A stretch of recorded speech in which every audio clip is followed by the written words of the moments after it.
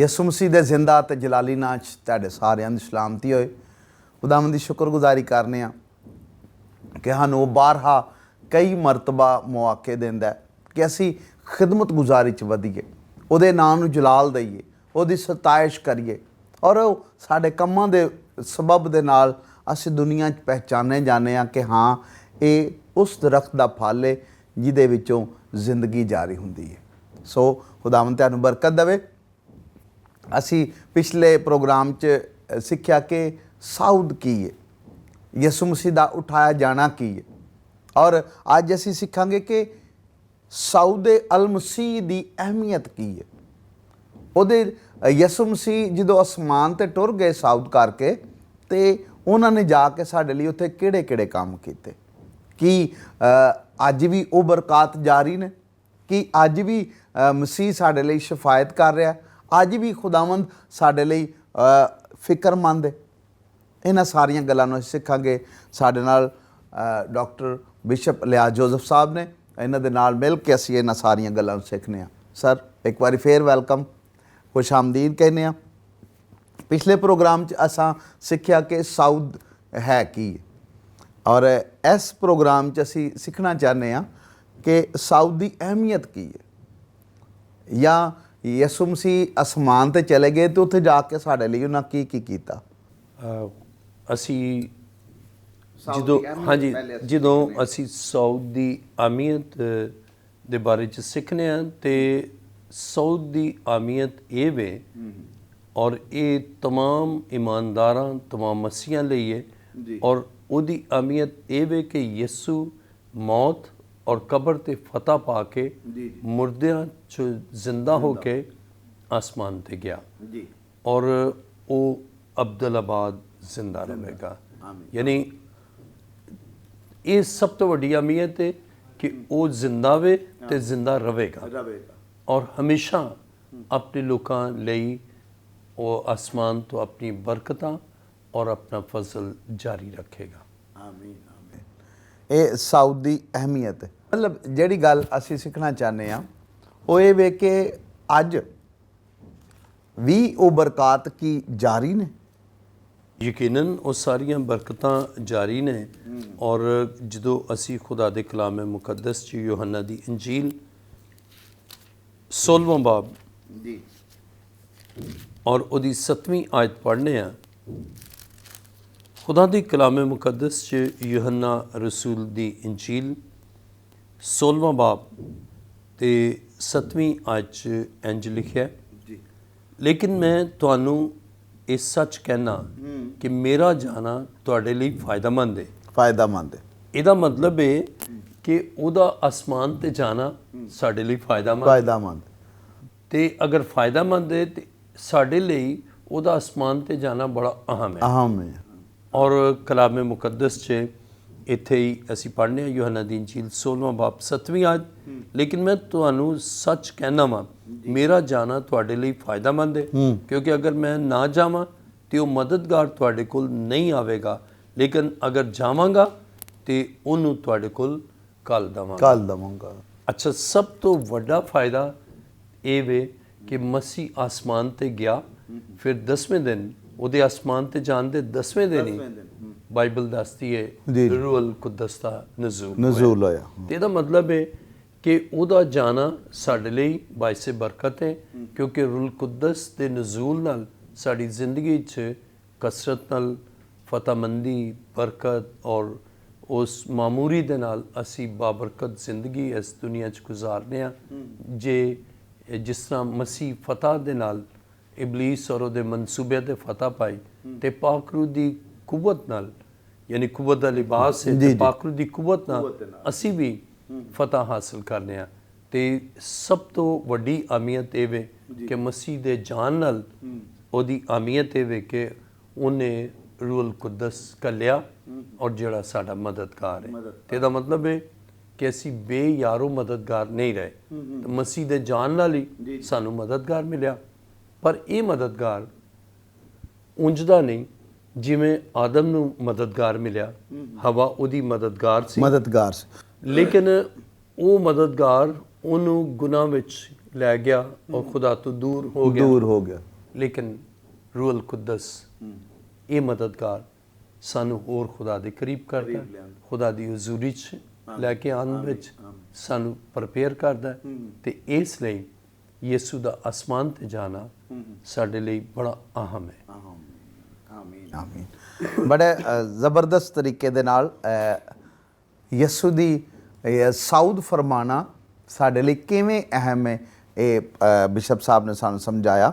ਨਜਾਤ ਦੀ ਬਰਕਾਤ ਜ਼ਿੰਦਾ ਮਸੀਹ ਦੇ ਸਬਬ ਨਾਲ ਨੇ, ਕੀ ਉਹ ਬਰਕਾਤ ਜਾਰੀ ਨੇ? ਖੁਦਾ ਦੀ ਕਲਾਮੇ ਮੁਕੱਦਸ 'ਚ ਜਦੋਂ ਅਸੀਂ ਇਮਾਲ ਦੀ ਕਿਤਾਬ ਔਰ 5ਵਾਂ ਬਾਬ ਉਹਦੀ 31ਵੀਂ ਆਇਤ ਪੜ੍ਹੀਏ ਜੀ, ਇਮਾਲ 5ਵਾਂ ਬਾਬ ਉਹਦੀ 31ਵੀਂ ਆਇਤ 'ਚ ਲਿਖਿਆ, ਉਸੇ ਨੂੰ ਖੁਦਾ ਨੇ ਮਾਲਿਕ ਤੇ ਮੁਨੱਜੀ ਠਹਿਰਾ ਕੇ ਆਪਣੇ ਸੱਜੇ ਹੱਥੋਂ ਸਰਬੁਲੰਦ ਕੀਤਾ ਤਾਂ ਕਿ ਇਸਰਾਈਲ ਨੂੰ ਤੌਬਾ ਦੀ ਤੌਫੀਕ ਤੇ ਗੁਨਾਹਾਂ ਦੀ ਮੁਆਫੀ ਬਖਸ਼ੇ। ਅਸੀਂ ਇਹ ਦੇਖਨੇ ਆ ਕਿ ਸਿਰਫ ਉਦੋਂ ਤੱਕ ਹੀ ਨਹੀਂ ਕਿ ਜਦੋਂ ਤੱਕ ਯਿਸੂ ਇਸ ਜ਼ਮੀਨੀ ਜ਼ਿੰਦਗੀ ਤੇ ਵੇ, ਤੌਬਾ ਦਾ ਔਰ ਨਿਜਾਤ ਦਾ ਕੰਮ ਉਦੋਂ ਤੱਕ ਹੀ ਜਾਰੀ ਨਹੀਂ, ਬਲਕਿ ਉਹਦਾ ਅਸਮਾਨ ਤੇ ਜਾਣਾ ਔਰ ਉਹਨੂੰ ਉਹ ਨਾਮ ਬਖਸ਼ਿਆ ਗਿਆ ਜਿਹੜਾ ਸਾਰੇ ਨਾਮਾਂ ਤੋਂ ਆਲਾ ਵੇ। ਔਰ ਇੱਥੇ ਜਦੋਂ ਅਸੀਂ ਇਮਾਲ 5 ਬਾਬ 31 ਆਇਤ ਪੜ੍ਹਨੇ ਆ, ਉਹਨੂੰ ਖੁਦਾ ਨੇ ਮਾਲਿਕ ਤੇ ਮੁਨੱਜੀ ਠਹਿਰਾ ਕੇ ਆਪਣੇ ਸੱਜੇ ਹੱਥ ਤੋਂ ਸਰਬੁਲੰਦ ਕੀਤਾ ਵੇ ਤਾਂ ਕਿ ਇਸਰਾਈਲ ਨੂੰ ਤੌਬਾ ਦੀ ਤੌਫੀਕ ਤੇ ਗੁਨਾਹਾਂ ਦੀ ਮੁਆਫੀ ਬਖਸ਼ੇ। ਤੇ ਇਹਦਾ ਮਤਲਬ ਹੈ ਨਿਜਾਤ ਦਾ ਉਹ ਕੰਮ ਉਹਦੇ ਅਸਮਾਨ ਤੇ ਜਾਣ ਨਾਲ ਉਹ ਜਾਰੀ ਉਸਾਰੀ ਹੈ ਔਰ ਉਹਨੂੰ ਬਾਪ ਨੇ ਸੱਜੇ ਹੱਥ ਤੋਂ ਇੰਜ ਸਰਬੁਲੰਦ ਕੀਤਾ ਕਿ ਬਨੀ ਇਸਰਾਈਲ ਨੂੰ ਤੌਬਾ ਦੀ ਤੌਫੀਕ ਦੇਵੇ। ਤੇ ਇਹਦੇ ਮਾਨੀ ਇਹ ਵੇ ਕਿ ਉਹਦਾ ਅਸਮਾਨ ਤੇ ਜਾਣਾ ਅੱਜ ਵੀ ਸਾਡੇ ਲਈ ਫਾਇਦਾਮੰਦ ਹੈ। ਉਹਦਾ ਅਸਮਾਨ ਤੇ ਜਾਣਾ ਸਾਡੇ ਲਈ ਬਾਇਸ ਬਰਕਤ ਹੈ। ਔਰ ਬਾਈਬਲ ਮੁਕੱਦਸ ਇਹ ਦੱਸਦੀ ਹੈ ਕਿ ਜਦੋਂ ਉਹ ਅਸਮਾਨ ਤੇ ਗਿਆ ਵੇ ਤੇ ਉਹਨੇ ਰੂਹ ਅਲ ਕੁਦਸ ਸਾਡੇ ਲਈ ਘੱਲਿਆ, ਅਸਮਾਨ ਤੇ ਗਿਆ। ਔਰ ਬਾਈਬਲ ਮੁਕੱਦਸ ਇਹ ਦੱਸਦੀ ਹੈ ਕਿ ਉਹਦਾ ਅਸਮਾਨ ਤੇ ਜਾਣਾ ਸਾਡੇ ਲਈ ਕਿੰਨਾ ਹੀ ਅਹਿਮ ਹੈ। ਔਰ ਫਿਰ ਨਾ ਸਿਰਫ ਸਾਡੇ ਲਈ ਬਲਕਿ तमाम ਉਹਨਾਂ ਇਨਸਾਨਾਂ ਲਈ ਜਿਹੜੇ ਗੁਨਾਹ ਔਰ ਨਾਰਾਜ਼ਗੀ ਔਰ ਨਾਪਾਕੀ ਔਰ ਨਜਾਸਤ 'ਚ ਜ਼ਿੰਦਗੀ ਬਸਰ ਕਰਦੇ ਨੇ ਨਾ, ਉਹਨਾਂ ਲਈ ਉੱਥੋਂ ਉਹ ਇਹ ਫਜ਼ਲ ਘੱਲਦਾ ਤਾਂ ਕਿ ਉਹ ਨਿਜਾਤ ਪਾਣ। ਤੇ ਗੋਇਆ ਅਸਮਾਨ ਤੇ ਉਹਦਾ ਜਾਣਾ ਜਿਹੜਾ ਹੈ ਉਹ ਸਾਡੇ ਲਈ ਤੇ ਦੀਗਰ तमाम ਅਕਵਾਮ ਦੇ ਲਈ ਅੱਜ ਵੀ ਬਾਇਸ ਬਰਕਤ ਹੈ। ਯਾਨੀ ਜਿਹੜੇ ਨਿਜਾਤ ਯਾਫਤਾ ਨੇ ਉਹਨਾਂ ਲਈ ਵੀ ਬਾਇਸ ਬਰਕਤ ਹੈ ਔਰ ਜਿਹੜੇ ਅੱਜ ਤੱਕ ਗੁਨਾਹਾਂ 'ਚ ਜ਼ਿੰਦਗੀ ਬਸਰ ਕਰਦੇ ਨੇ ਨਾ, ਉਹਨਾਂ ਲਈ ਵੀ ਨਿਜਾਤ ਦਾ ਕੰਮ ਜਾਰੀ ਹੈ। ਤਾਂ ਗੋਇਆ ਪਾਕ ਲੋਕਾਂ ਲਈ ਵੀ ਔਰ ਜਿਹੜੇ ਹਾਲੇ ਤੱਕ ਪਾਕ ਨਹੀਂ ਹੋਏ ਗੁਨਾਹਾਂ 'ਚ ਨੇ ਉਹਨਾਂ ਲਈ ਵੀ ਉਹਦਾ ਕੰਮ ਜਾਰੀ ਹੈ। ਗੋਇਆ ਆਸਮਾਨ ਤੇ ਉਹ ਆਪਣੇ ਉਸ ਫਜ਼ਲ ਦੇ ਨਾਲ ਉਹਨਾਂ ਲਈ ਮੁਮਕਿਨ ਕਰਦਾ ਕਿ ਉਹ ਤੌਬਾ ਕਰਨ ਔਰ ਨਿਜਾਤ ਪਾਣ। ਯਕੀਨਨ खुदा लिखिया कि इब्ने आदम खोए हुए हैं ढूंढना ते उन्होंने निजात देना निजात देना आया उन्होंने लभन ਲਈ ਆਇਆ ਸੀ ਤੇ ਉਹਨਾਂ ਨੂੰ ਨਿਜਾਤ ਦੇ ਕੇ ਮਕਾਮ ਤੇ ਚਲਾ। ਲੇਕਿਨ ਜਿਹੜੇ ਹੁਣ ਵੀ ਨੇ ਹਾਲੇ ਤੱਕ ਨਿਜਾਤ ਨਹੀਂ ਪਾਈ ਨਾ, ਉਹਨਾਂ ਲਈ ਵੀ ਨਿਜਾਤ ਦਾ ਕੰਮ ਜਾਰੀ ਹੈ। ਆਮੀਨ ਆਮੀਨ।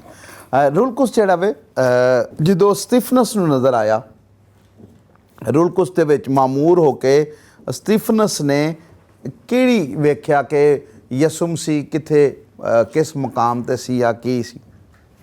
ਅਸੀਂ ਇਹ ਦੇਖਨੇ ਹਾਂ ਕਿ ਜਦੋਂ ਖੁਦਾ ਦਾ ਪਾਕ ਰੂਹ ਸਾਡੀ ਜ਼ਿੰਦਗੀ 'ਚ ਨਾ ਤਾਂ ਅਸੀਂ ਰੂਹ ਦੇ ਨਾਲ ਵੇਖਨੇ ਹਾਂ ਔਰ ਇਹ ਰੂਲ ਕੁਦਸ ਯਾਨੀ ਉਹਦਾ ਅਸਮਾਨ ਤੇ ਜਾਣਾ ਸਾਡੇ ਲਈ ਬਾਇਸ ਬਰਕਤ ਹੋ ਗਿਆ।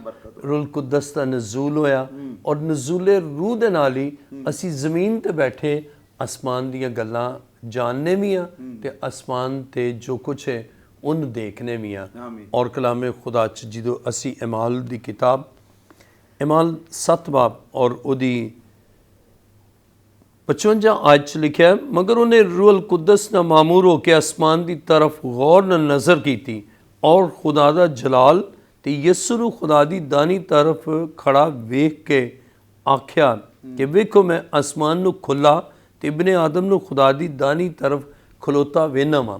ਅੱਛਾ, ਹੁਣ ਇੱਥੇ ਬਹੁਤ ਇੱਕ ਖੂਬਸੂਰਤ ਪਹਿਲੂ ਇਹ ਮਿਲਦਾ ਹੈ ਕਿ ਸਟਿਫਨਸ ਦੁੱਖ 'ਚ ਹੈ, ਮੁਸੀਬਤ 'ਚ ਹੈ, ਔਰ ਅਸੀਂ ਦੇਖਦੇ ਹਾਂ ਕਿ ਇਹ ਵੀ ਜਾਣਦੇ ਹਾਂ ਉਹ ਬਾਪ ਦੇ ਸੱਜੇ ਹੱਥ ਬੈਠਾ ਹੈ, ਲੇਕਿਨ ਜਦੋਂ ਆਪਣੇ ਲੋਕਾਂ ਨੂੰ ਦੁੱਖ 'ਚ ਵਹਿੰਦਾ ਨਾ ਤੇ ਉਹ ਖਲੋ ਗਿਆ ਉਹਨਾਂ ਲਈ।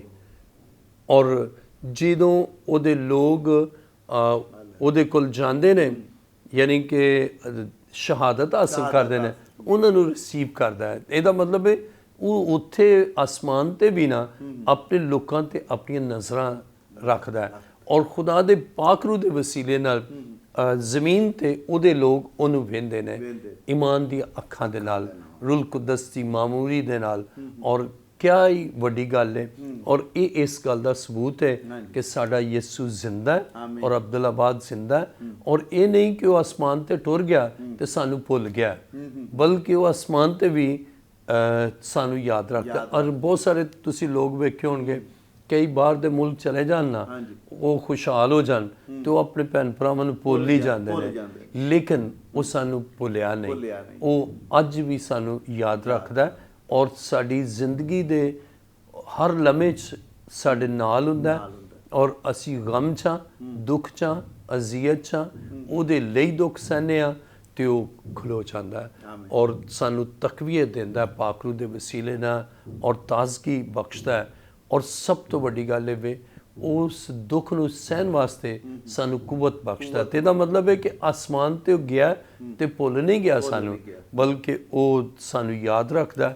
ਉਹਦੀਆਂ ਅੱਖਾਂ ਸਾਡੇ ਤੇ ਲੱਗੀਆਂ ਨੇ ਕਿ ਕਿਸ ਵੀ ਹਾਲਤ 'ਚ ਅਸੀਂ ਆ ਨਾ, ਉਹ ਸਾਡੇ ਨਾਲ ਹੈ।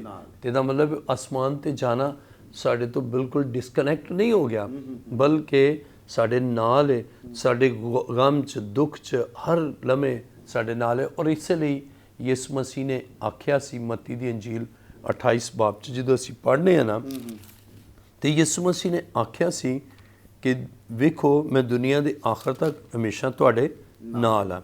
ਕਲਾਮੇ ਮੁਕੱਦਸ 'ਚ ਮੱਤੀ 28 ਬਾਬ 20 'ਚ ਲਿਖਿਆ, ਉਹਨਾਂ ਨੂੰ ਇਹ ਤਾਲੀਮ ਦਿਓ ਕਿ ਉਹਨਾਂ ਸਾਰੀਆਂ ਗੱਲਾਂ 'ਤੇ ਅਮਲ ਕਰਨ ਜਿਨ੍ਹਾਂ ਦਾ ਮੈਂ ਤੁਹਾਨੂੰ ਹੁਕਮ ਦਿੱਤਾ। ਵੇਖੋ ਮੈਂ ਦੁਨੀਆ ਦੇ ਆਖਰ ਤੱਕ ਹਮੇਸ਼ਾ ਤੁਹਾਡੇ ਨਾਲ ਆ। ਔਰ ਬਾਈਬਲ ਮੁਕੱਦਸ ਬਿਆਨ ਕਰਦੀ ਕਿ ਯਿਸੂ ਸਾਡੇ ਨਾਲ ਹੈ। ਉਹ ਜਦੋਂ ਰੂਹ ਦੀ ਮਾਮੂਰੀ ਦੇ ਨਾਲ ਵਹਿੰਦਾ ਹੈ, ਹਾਲਾਂਕਿ ਉਹਨੂੰ ਸਤਾਇਆ ਜਾਂਦਾ ਹੈ, ਲੇਕਿਨ ਉਹ ਵੇਖਦਾ ਹੈ ਖੁਦਾ ਦੇ ਜਲਾਲ ਨੂੰ। ਉਹ ਵਹਿੰਦਾ ਕਿ ਉਹ ਮਸੀਹ ਜਿਹਨੇ ਮੇਰੇ ਲਈ ਨਿਜਾਤ ਦਾ ਕੰਮ ਕੀਤਾ ਔਰ ਜਿਹਨੇ ਮੇਰੀ ਖਾਤਰ ਦੁੱਖ ਉਠਾਇਆ, ਹੁਣ ਮੈਂ ਉਹਦੀ ਖਾਤਰ ਦੁੱਖ ਉਠਾਣਾ। ਤਾਂ ਬਾਈਬਲ ਬਿਆਨ ਕਰਦੀ ਹੈ ਕਿ ਯਿਸੂ ਬਾਪ ਦੇ ਦਾएं ਹੱਥ ਖਲੋਤਾ ਹੈ। ਆਮੀਨ। ਬਿਲਕੁਲ, ਜਦੋਂ ਅਸੀਂ ਕਿਸੇ ਵੀ ਸਬਬ ਨਾਲ ਦੁਖੀ ਹੁੰਦੇ ਹਾਂ ਤਾਂ ਮਸੀਹ ਸਾਡੀ ਫਿਕਰ ਕਰਦਾ, ਔਰ ਇਹ ਸਾਰੀ ਗੱਲ ਨੂੰ ਅਸੀਂ ਸਿੱਖਦੇ ਹਾਂ। ਛੋਟੇ ਜਿਹੇ ਬ੍ਰੇਕ ਤੋਂ ਬਾਅਦ ਕਿਧਰੇ ਨਾ ਜਾਇਆ ਜੇ, ਹਾਲੇ ਅਹਿਮੀਅਤ ਔਰ ਖੁਦਾਵੰਦ ਦਾ ਜਲਾਲ ਬਾਕੀ ਹੈ। ਮਿਲਨੇ ਆ ਬ੍ਰੇਕ ਤੋਂ ਬਾਅਦ।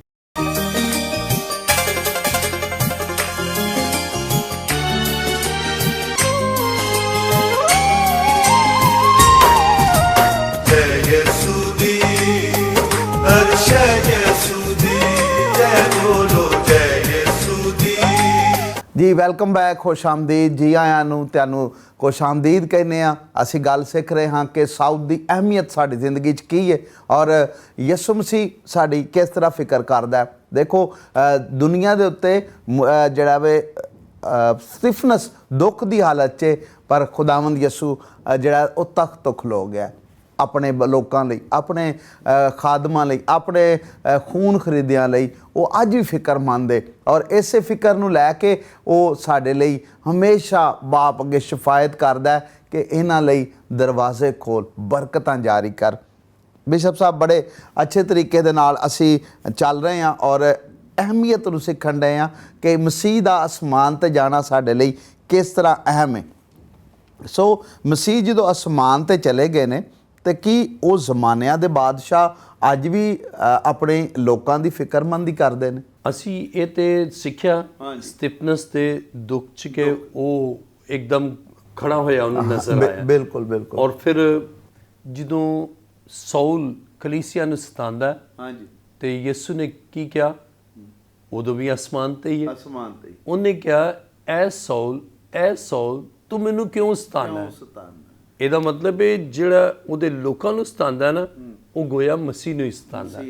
ਇਹ ਵੇ ਲਾਜ਼ਵਾਲ ਮੁਹੱਬਤ ਜਿਹੜੀ ਨਾ ਖਤਮ ਹੋਣ ਵਾਲੀ ਮੁਹੱਬਤ ਹੈ, ਲਾ ਮਤਨਾਈ ਮੁਹੱਬਤ ਹੈ ਕਿ ਜੇ ਉਹਦੇ ਲੋਕਾਂ ਨਾਲ ਜੋ ਸਲੂਕ ਕੀਤਾ ਜਾਂਦਾ ਨਾ ਉਹ ਮਸੀਹ ਨਾਲ ਸਲੂਕ ਕੀਤਾ ਜਾਂਦਾ।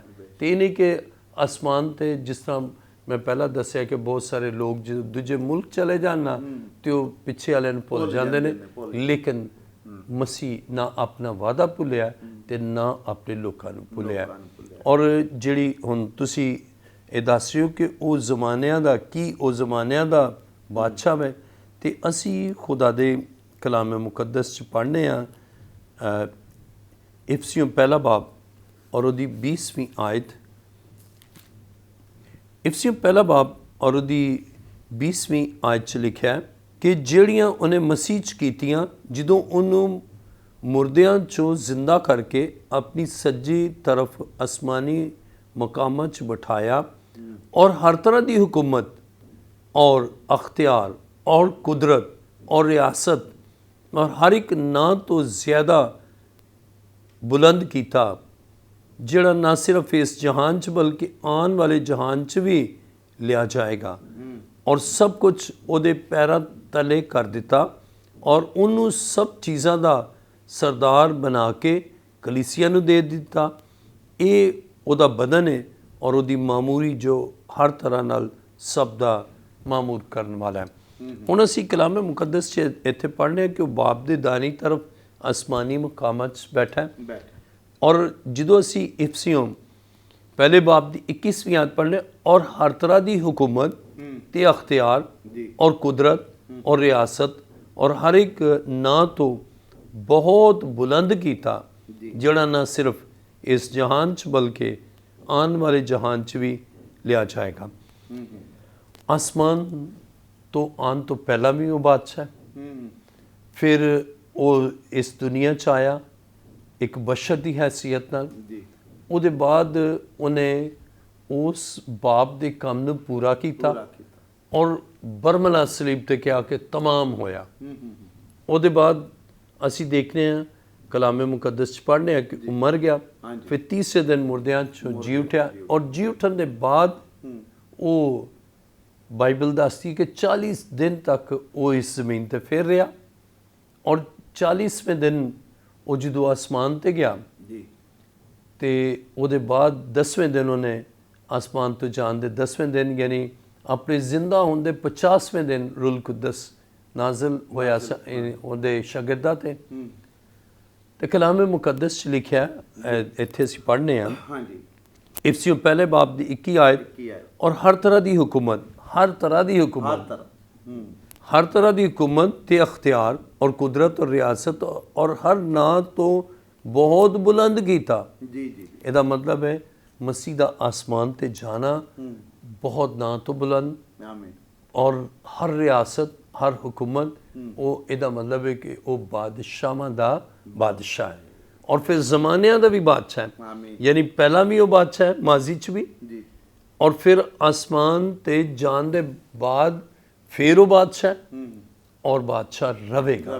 इसका मतलब है तीने ज़माने, ज़माना माजी, ज़माना हाल ते ज़माना मुस्तकबिल, तिन्ना ज़मानिया का यानी दूजे लफ्ज़ां च असीं कह सकते हर ज़माने का वही बादशाह, हर जमाने का वही बादशाह है और फिर सारा इख्तियार उहदे कोल है और जांदी यारी उन्हें फिक्रमंदी भी की है कि उन्हें कहा मैं अपना इख्तियार तुहानूं दे देना। उन्हें कहा कि मैं तुहानूं इख्तियार दिता है कि सप्पां ते बिच्छुआं नूं कुचलो और दुश्मन की सारी कुदरत ते अख्तियार रखो। किस कदर मसीह दी मोहब्बत है साडे नाल, वेखो हानूं किधरे भी अलग नहीं करदे। एक होर गल है कि अख्तियार वो दे सकदे जिहदे कोल अख्तियार होए ते वो अख्तियार रखदा है, इसलिए उन्हें कहा मैं तुहानूं अख्तियार देना वा। और बड़ी मसीह दी फिक्रमंदी वेखो कि वो किसी भी हालत च सानूं छोड़दा नहीं। स्टिफनस दुख दी हालत च ते ओहदे नाल खलोता है, बिल्कुल ठीक है। ਅਸੀਂ ਦੇਖਣਾ ਬਾਪ ਦੀ ਦਾਈ ਤਰਫ ਬੈਠਾ ਪੜ੍ਹਨੇ ਆ ਪਰ ਜਦੋਂ ਸਟਿਫਨਸ ਦੁੱਖ ਚ ਪੈਂਦਾ ਤੇ ਉਹ ਖਲੋਤਾ ਹੈ ਔਰ ਸਟਿਫਨਸ रूह ਦੇ ਨਾਲ ਖਲੋਤਾ ਹੋਇਆ ਵੇਖਦਾ ਹੈ। और वेखो रूल कुछ उस और ਇਹ ਵੀ ਹੈ ਕਿ ਅਸਮਾਨ ਤੇ ਵੇ ਯਿਸੂ, ਅਸਮਾਨ ਤੇ ਵੇ ਯਿਸੂ ਉਹਨੇ ਵੇਖੋ ਜ਼ਮੀਨ ਦੇ ਉੱਤੇ ਮਾਮੂਰ ਹੋ ਕੇ ਵੇਖਣ ਕਿਤੇ ਡਿਆ ਅਸਮਾਨ ਤੇ। ਔਰ ਰੂਲ ਕੁਸ ਵੇਖੋ ਇੱਕ ਐਸਾ ਸਾਡੇ ਕੋ ਕੂਵਤ ਹੈ, ਐਸਾ ਇਖਤਿਆਰ ਹੈ ਕਿ ਅਸੀਂ ਜ਼ਮੀਨ ਤੇ ਰਹਿੰਦੇ ਹੋਏ ਅਸਮਾਨ ਤੇ ਨਿਗਾਹ ਕਰ ਸਕਦੇ ਹਾਂ, ਕਿਉਂਕਿ ਜਿਹਨੇ ਰੂਹ ਦਿੱਤਾ ਹੈ ਨਾ, ਹਾਂਜੀ ਉਹਦੇ ਨਾਲ ਸਾਡਾ ਕਨੈਕਸ਼ਨ ਹੈ, ਔਰ ਉਹ ਹੁੰਦਾ ਰੂਲ ਕੁਦਸ ਦੇ ਵਸੀਲੇ। ਆਮੀਨ ਆਮੀਨ। ਬਹੁਤ ਜ਼ਬਰਦਸਤ ਚੀਜ਼ਾਂ ਅੱਜ ਅਸੀਂ ਸਿੱਖ ਰਹੇ ਹਾਂ। ਔਰ ਰੂਲ ਕੁਸ ਲਈ ਜਿਹੜਾ ਨਾ ਖੁਦਾਵੰਦ ਨੇ ਐਵੇਂ ਨਹੀਂ ਸੀ ਕਿਹਾ ਕਿ ਮੈਂ ਜਾਨਾ ਤੇ ਤੁਹਾਡੇ ਲਈ ਮਦਦਗਾਰ ਭੇਜਣਾ ਜਿਹੜਾ ਹਰ ਐਂਗਲ 'ਚ ਤੁਹਾਡੀ ਮਦਦ ਕਰੇ। ਹੁਣ ਸਟੀਫਨਸ ਨੇ ਰੂਹ ਦੀ ਮਦਦ ਦੇ ਨਾਲ ਨਾ, ਹਾਂਜੀ, ਅਸਮਾਨ ਤੇ ਵੇਖਿਆ। ਤੇ ਅਗਰ ਉਹ ਰੂਲ ਕੁਦਸ ਦੀ ਮਦਦ ਹਾਸਲ ਨਾ ਹੁੰਦੀ ਤੇ ਜ਼ਮੀਨ ਤੇ ਉਹ ਵੇਖ ਹੀ ਨਹੀਂ ਸਕਦਾ। ਤੇ ਇਹਦਾ ਮਤਲਬ ਹੈ ਕਿ ਇਹ ਬਹੁਤ ਜ਼ਬਰਦਸਤ ਮਦਦਗਾਰ ਹੈ ਔਰ ਬਹੁਤ ਹੀ ਕੁਵਤ ਵਾਲਾ ਹੈ, ਜਿਹਦੀ ਕੁਵਤ ਦੇ ਨਾਲ ਅਸੀਂ ਉਹ ਚੀਜ਼ਾਂ ਜਿਹੜੀਆਂ ਗੈਰ ਰੂਲ ਕੁਦਸ ਯਾਫਤਾ ਨਹੀਂ ਵੇਖ ਸਕਦਾ ਨਾ, ਅਸੀਂ ਵੇਖਨੇ ਆ। ਔਰ ਜੋ ਕੁਝ ਗੈਰ ਰੂਲ ਕੁਦਸ ਯਾਫਤਾ ਨਹੀਂ ਕਰ ਸਕਦਾ ਨਾ, ਉਹ ਅਸੀਂ ਕਰ ਸਕਨੇ ਆ, ਪਰ ਕਿਹਦੀ? ਰੂਲ ਕੁਦਸ ਦੀ ਮਦਦ ਨਾਲ, ਕਿਉਂਕਿ ਉਹ ਸਾਡਾ ਹੈਲਪਰ ਹੈ, ਸਾਡਾ ਮਦਦਗਾਰ ਹੈ। ਆਮੀਨ ਆਮੀਨ। ਔਰ ਇਹ ਗੱਲਾਂ ਜਿਹੜੀਆਂ ਨਾ ਸਾਡੇ ਲਈ ਬਾਇਸ ਬਰਕਤ ਹੋ ਜਾਂਦੀਆਂ ਨੇ ਉਦੋਂ ਜਦੋਂ ਅਸੀਂ ਰੂਲ ਕੁਸ ਨਾਲ ਮਾਮੂਰ ਹੋ ਜਾਂਦੇ ਹਾਂ। ਔਰ ਫਿਰ ਉਹ ਅੱਗ ਜਿਹੜੀ ਹੈ ਉਹ ਨਾ ਸਿਰਫ ਸਾਡੇ ਤੱਕ ਰਹਿੰਦੀ ਹੈ ਬਲਕਿ ਦੂਜਿਆਂ 'ਚ ਵੀ ਟਰਾਂਸਫਰ ਹੁੰਦੀ ਹੈ। ਦੂਜੇ ਵੀ ਉਸ ਕੋਲੇ ਦੀ ਮਨ ਜਿਹੜੀ ਅੰਗੀਠੀ ਦੇ ਵਿੱਚ ਹੁੰਦੇ ਨੇ, ਉਹ ਇੱਕ ਕੋਲਾ ਅਗਰ ਜਲਣ ਡਿਆ ਤਾਂ ਦੂਜੇ ਨੂੰ ਵੀ ਰੋਸ਼ਨ ਕਰ ਦਿੰਦਾ। ਔਰ ਕਲੀਸਿਆ ਜਿਹੜੀ ਹੈ ਬਾਬਰਕਤ ਹੁੰਦੀ ਹੈ, ਕਲੀਸਿਆ ਵੱਧਦੀ ਹੈ, ਕਲੀਸਿਆ ਤਰੱਕੀ ਕਰਦੀ ਹੈ ਰੂਲ ਕੁਸ ਦੇ ਵਸੀਲੇ ਨਾਲ। ਔਰ ਇਹ ਸਾਡੇ ਲਈ ਖੁਦਾਵੰਦ ਨੇ ਬੜਾ ਵੱਡਾ ਮਦਦਗਾਰ ਕਰਾਇਆ। ਅਸੀਂ ਦੇਖਨੇ ਨੇ ਮਾਲ ਦੀ ਕਿਤਾਬ 'ਚ ਕਿ ਰੂਲ ਕੁਦਸ ਦੀ ਕੁਵਤ ਦੇ ਨਾਲ ਜਦੋਂ ਪਤਰਸ ਨੇ ਵਾਅਜ਼ ਕੀਤਾ ਤੇ ਫਿਰ ਹਜ਼ਾਰਾਂ ਲੋਕਾਂ 3000 ਲੋਕਾਂ ਨੇ ਕਬੂਲ ਕਰ ਲਿਆ। ਤੇ ਇਹਦਾ ਮਤਲਬ ਹੈ ਕਿ ਕਲੀਸਿਆ ਦੀ ਤਰੱਕੀ ਦਾ ਸਬਬ ਵੀ ਰੂਲ ਕੁਦਸ ਹੈ। ਰੂਲ ਕੁਦਸ ਹੈ। ਆਮੀਨ। ਇੱਕ ਗੱਲ ਹੋਰ ਅਸੀਂ ਸਿੱਖਣਾ ਚਾਹੁੰਦੇ ਹਾਂ ਕਿ ਯਿਸੂ ਮਸੀਹ ਜਦੋਂ ਅਸਮਾਨ ਤੇ ਚਲੇ ਗਏ ਤੇ ਸਾਡੇ ਲਈ ਫਜ਼ਲ ਤੇ ਰੂਹਾਨੀ ਬਰਕਾਤ ਨੂੰ ਜਾਰੀ ਕੀਤਾ। ਬਿਲਕੁਲ। ਅਸੀਂ ਇਸ ਗੱਲ ਨੂੰ ਵੀ ਖੁਦਾ ਦੇ ਕਲਾਮ 'ਚੋਂ ਪੜ੍ਹਾਂਗੇ। ਇਫਸੀਓਂ 4 ਬਾਬ ਦੀ 7ਵੀਂ ਆਇਤ ਲਿਖਿਆ, ਸਾਡੇ 'ਚੋਂ ਹਰ ਇੱਕ ਤੇ ਮਸੀਹ ਦੀ ਬਖਸ਼ਿਸ਼ ਦੇ ਅੰਦਾਜ਼ੇ ਦੇ ਮੁਆਫਿਕ ਫਜ਼ਲ ਹੋਇਆ। ਯਾਨੀ ਸਾਡੇ 'ਚ ਹਰ ਇੱਕ ਤੇ ਮਸੀਹ ਦੀ ਬਖਸ਼ਿਸ਼ ਦੇ ਅੰਦਾਜ਼ਾ ਦੇ ਮੁਆਫਿਕ ਫਜ਼ਲ ਹਾਸਲ ਹੋਇਆ। ਔਰ 8ਵੀਂ ਆਇਤ ਪੜ੍ਹੀਏ, ਐਸੇ ਵਾਸਤੇ ਉਹ ਫਰਮਾਂਦਾ ਹੈ ਕਿ ਜਦੋਂ ਆਲਮੇ ਬਾਲਾ ਤੇ ਚੜ੍ਹਿਆ ਤੇ ਕੈਦੀਆਂ ਨੂੰ ਨਾਲ ਲੈ ਗਿਆ ਔਰ ਆਦਮੀਆਂ ਨੂੰ ਇਨਾਮ ਦਿੱਤੇ। ਇਹਦਾ ਮਤਲਬ ਹੈ ਉਹਦਾ ਜਾਨ ਦੀ ਕਿੰਨੀ ਅਹਿਮੀਅਤ ਹੈ ਕਿ ਸਾਡੇ ਤੇ ਫਜ਼ਲ ਹੋਇਆ। ਔਰ ਉਹ ਹਰ ਇੱਕ ਉੱਤੇ ਜਿਹੜਾ ਫਜ਼ਲ ਹੋਇਆ ਨਾ, ਇਹ ਖੁਦਾਵੰਦ ਦੀ ਬਖਸ਼ਿਸ਼। ਔਰ ਉਸ ਫਜ਼ਲ ਨਾਲ ਹੀ ਇਨਾਮ ਸਾਨੂੰ ਹਾਸਿਲ ਹੋਇਆ। ਔਰ ਸਭ ਤੋਂ ਵੱਡਾ ਇਨਾਮ ਰੂਲ ਕੁਦਸ। ਔਰ ਫਿਰ ਉਹਦੇ ਨਾਲ ਹੀ ਅਸੀਂ ਜਿਵੇਂ ਜਿਵੇਂ ਖੁਦਾ ਦੀ ਮਾਮੂਰੀ 'ਚ ਰੂਲ ਕੁਦਸ ਨਾਲ ਮਾਮੂਰ ਹੁੰਦੇ ਹਾਂ ਔਰ ਰੂਲ ਕੁਦਸ ਦੀ ਤਾਰੀਖ ਨਾਲ ਚੱਲਦੇ ਹਾਂ ਤੇ ਖੁਦਾ ਸਾਡੇ ਤੇ ਅਸਮਾਨੀ, ਰੂਹਾਨੀ, ਮਾਦੀ ਹਰ ਤਰ੍ਹਾਂ ਦੀ ਬਰਕਤ ਸਾਨੂੰ ਬਖਸ਼ਦਾ ਹੈ। ਔਰ ਇਹ ਉਹਦਾ ਬੜਾ ਵੱਡਾ ਫਜ਼ਲ ਹੈ, ਕਿਉਂਕਿ ਉਹਦੇ ਫਜ਼ਲ ਦੇ ਬਗੈਰ ਅਸੀਂ ਕੁਛ ਵੀ ਨਹੀਂ ਹਾਂ।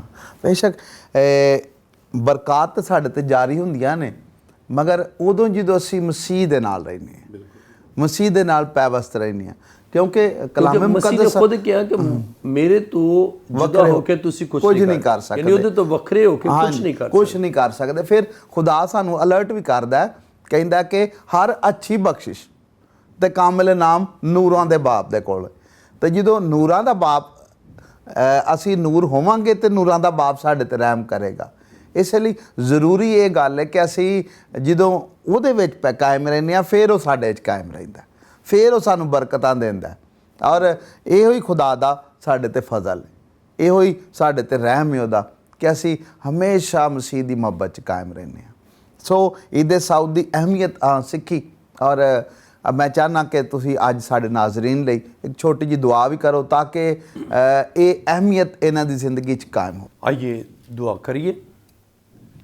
आसमान ते ज़मीन दे खालिक ते मालिक है जिंदा खुदा, मैं तेरा शुक्र तेरी तारीफ करना क्या खुदावंद तू साड़ी खातर आसमान छड़ गए, सारी शान शौकत छड़ के और इंसानी शक्ल च आ गया ते खादम दी सूरत अख्तियार की थी और पस्त हो गया।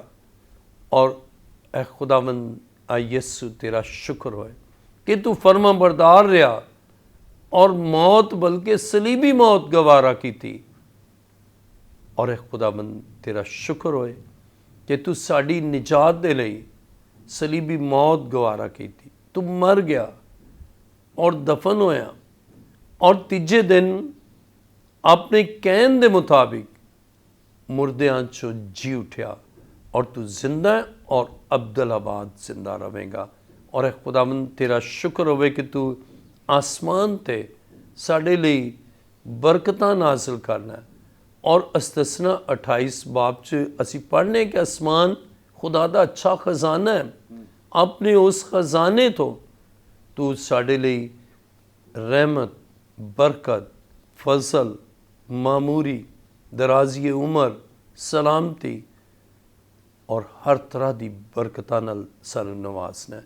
आई खुदावंद तू जिंदा में और अब्दुलाबाद जिंदा में और तू जमानियां दा बादशाह में तेरा शुक्र करने। और असी जानने कि तेरा आसमान ते जाना साडे लिए कितना अहम है, यदी बड़ी साड़ी जिंदगी च अहमियत है। ए खुदावंद तेरी बरकत तेरे लोका ते होवे। और ए खुदावंद इस तरह गवाही टीम ते पास्टर जावेद विलियम ते पास्टर सरफराज और सारी टीम ते तेरी कसरत न बरकत के अंजील दा पैगाम इस टीवी दे जरिए उन्हां लोकां तक, उन्हां पिंडां च, उन्हां कस्बियां च पहुँच रहा। तेरा शुक्र करने ए खुदावंद तेरी बरकत हर एक सुनन वाले ते और जिहड़े अगे इस कलाम नूं सुन के सुनान उन्हां ते भी तेरी बरकत चाहना। ए खुदावंद मेरी दुआ नूं सुन ते कबूल कर। ये दुआ मंगना तेरे प्यारे बेटे अपने खुदावंद यीशु मसीह दे वसीले नाल, आमीन। जी नाज़रीन, यकीनन अज असी सौदे अल मसीह की अहमियत नूं सिक्ख्या और वो किस तरह साडे लई बरकत दा बायस होई। इन्हां सारियां गल्लां तुहां सिक्ख्या और इन्हां नूं अपनी जिंदगी च लियाओ, अमल करो ताकि बरकत पाओ। यीशु मसीह दी जय होए।